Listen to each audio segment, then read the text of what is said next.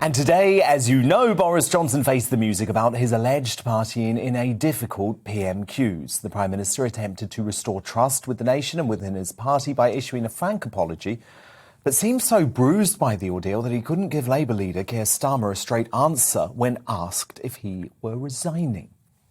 Is he now going to do the decent thing and resign? But as for his political point, I don't think that he should preempt the outcome of the inquiry, and he will have a further opportunity, Mr. Speaker, I hope, to question me as soon as possible. One person who didn't accept the PM's apology is Douglas Ross, leader of the Scottish Conservative Party.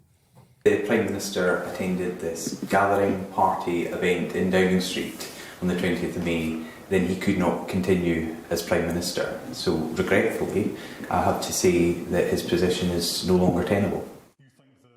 Staunch Brexiteer and lockdown opponent William Ragg was another prominent Tory calling for Boris to resign after branding his position untenable too. So with very different wings of the party and former allies concerned the row has turned off the electorate, the most important question now for the PM's survival is, do you accept his apology? Let me know. My email address, dan@gbnews.uk. Tweet me at GBNews, and we've got a poll running there right now. But to give their verdict first, two grand dams of the Conservative movement, former Tory minister Edwina Currie and editor of the Conservative Woman Kathy Gyngell. So, Edwina, let me start with you, because you have accepted this apology from Boris Johnson. Why? Oh, I thought it was brilliantly done. It was a piece of pure theatre. He looked very chastened. He'd even had a haircut. I thought he looked a little bit like a medieval monk who had been caught doing naughty things with the young novices, and that he was extremely chastened. And indeed, I thought what he said was absolutely right, that with hindsight, what he should have done, and he implied this, was go out into the garden waving his arms like windmills and saying, what the heck are you lot all doing? We just told the nation they can't do this. Get back to your work right now. And if you've finished your work, then get home. He didn't do that. But Edwina, the reason he didn't do that is because they haven't been following the rules at Downing Street the whole time. Hang on a minute. What really I think matters is I don't think the nation wants to have either an election or a general election right now. We are still in the middle of the pandemic. The figures are going down. We can begin to see the light at the end of this awful tunnel. But the last thing we need is political instability. And I don't think there's any appetite in the Conservative Party at large in the country for an election campaign. And in the end, if you look and see who the alternatives might be, you can see that Boris is still the towering figure in the party and in the country. And we'd like him to carry on with it and do a few other things like levelling up and making sure we can come out of the difficulties with inflation and a few other things like that. A lot more important than what went on nearly 2 years ago in the Downing Street garden. OK, no, I think a lot of people will agree with you, Edwina, and you accept his apology. So, Kathy Gyngell, why do you not believe that Boris Johnson is really sorry? And why have you not accepted his apology today? I just find Edwina's position is so cynical. Basically, what she's saying, it doesn't matter whether we accept it or not. The fact principle no longer matters. The fact is the party certainly, I'm quite sure, doesn't want to get rid of him. They're in a way as bad as him. They've got the leader they chose. No, his apology is not worth the paper it's written on. Boris is incapable of telling the truth. In fact, I will not call him Boris, Mr. Johnson. We treat him as a friend. This is appalling. He's a bad friend. He's a destructive man. He's run an extremely destructive, unnecessary COVID policy. That incident, in fact, had we known, revealed then at that time. Since then, we've had 20 months of his lies. We've had 20 months of terrible mental health damage done to children with unnecessary lockdowns, being taken out of school. I'm astonished that in your discussion, in your panel, your great panel, not one of them mentioned children, not one of them mentioned the old people who've died, not of COVID in care homes, but of I mentioned it, though. Policy. I mentioned it, though. You did, Dan. You did, Dan. But basically, If the Conservative Party had any conservatism and decency in it at all, they would have called out Boris months and months ago.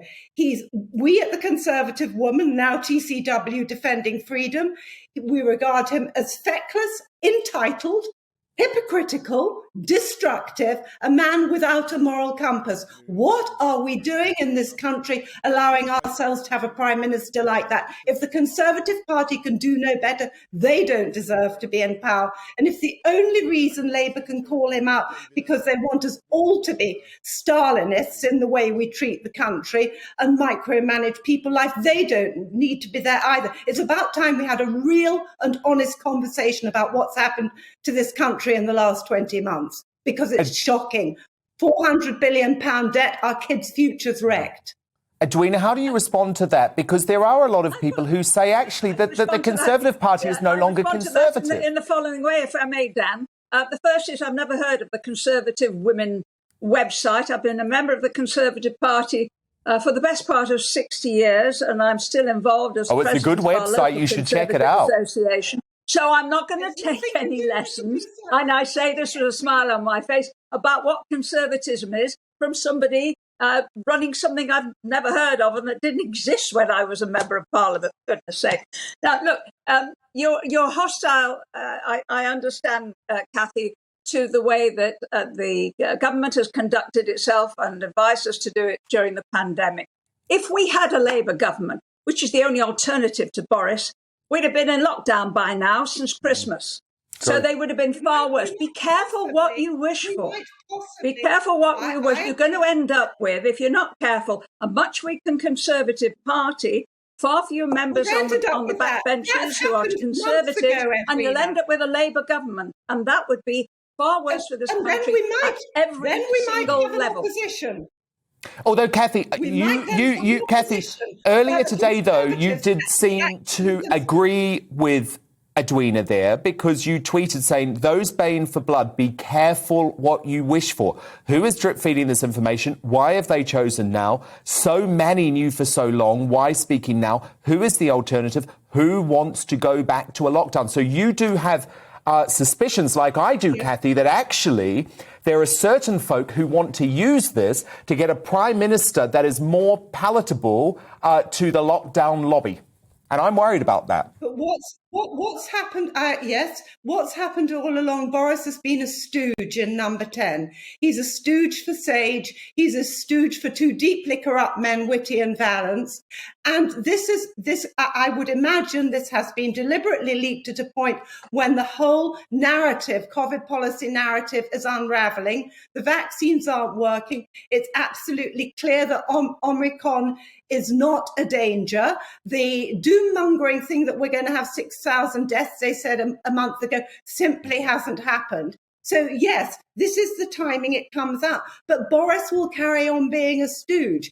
And so you're asking for a fairy godmother to come along and both change him and the Conservative Party. I don't think it's going to happen.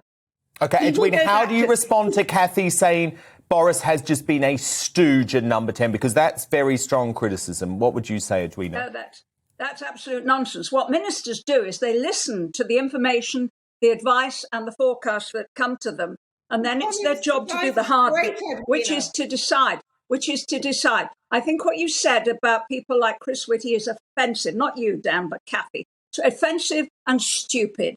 And with respect, if you go to the country with an attitude like that, you will lose seats all over the place. That's not the way forward. Most of the country recognise that, in fact, the government has done a good job, not perfect, nobody could, that we would have needed hindsight to do a perfect job. That's never available. But the scientists are good and decent and honourable people who are doing their best. That, I think, you have to recognise. You want a saint, have Theresa May back. She was useless. She was particularly useless when it came to things like that mattered like Brexit. And I think in many ways she's got a nerve to be criticising her successor. But, Boris is not perfect. Nobody thinks he is. I think the electorate, particularly in the north of England, reckon that, they made a kind of satanic pact with him, Dan, all those months ago, over 2 years ago. They recognised that they were doing something a little dangerous, but they were saying to Boris, you deliver, particularly on Brexit, and we will vote for you. Yes, and that's Kathy, exactly look, the situation we're still in. Boris does have positive qualities. And Kathy, I have always credited with him for delivering Brexit in a way that Theresa May did spectacularly fail. I guess the question here is, though, has the public lost support because they feel like Boris is no longer in it with them? I don't know how many people ever really thought that. The media has actually been very kind to Boris, the mainstream media.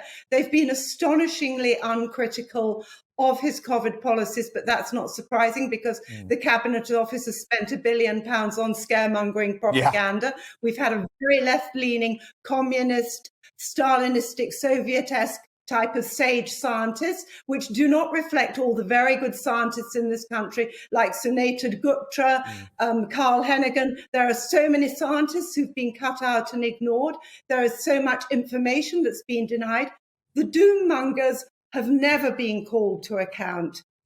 When okay, final word. No, I agree. That's got nothing to do with. That's got nothing to do with Boris's bad advice. But the people of the country have been very let down by the mainstream media. Not, thank God, by GBNews, which is the first broadcasting outlet to attempt to do some balance and some investigation. Yeah, absolutely. And last night on the show, I did challenge all of those modders who wanted to plunge us into lockdown again. But final word to you, Edwina. I guess the great thing is that this time, because I agree with Kathy that in the past, Boris Johnson had given in to them too easily. But this time, when the rest of continental Europe locked down, Boris Johnson stood up to them and said no, and that has turned out to be the right decision.